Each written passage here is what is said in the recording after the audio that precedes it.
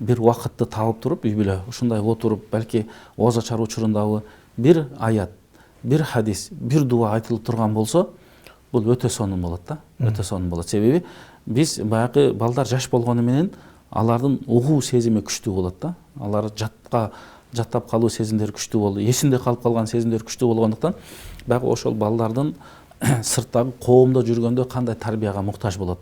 Чоңдору менен мамиле кылганда кандай мамиледе болуш керек. Мына ошолардын баардыгын ошо дастаркон үстүндө же балки таравих намаздан кийин келгиле 1 саат деп жыйналып алып туруп, ошол убакыттагы ушундай бир жакшы тарбиялык сабактарды улуун урматтоо, кичини ызаттоо, башкага зыян бербөө. Мисалы азыр мына мектептерде дагы бир чоң проблема болуп атат. Бул рекетчилик деген мисалы бир бале пайда болуп атат. Мына ошолордун баардыгын баягы бул мисалы ал адамдын акысы. Адамдын акысына келген бул арам болот. Анын жаман кесепети болот. Анын өзүңө кайта турган зыяны болот. Бул дүйнөдө кутулсаң дагы Кудайдан кутулбайсың аркы дүйнөдөн.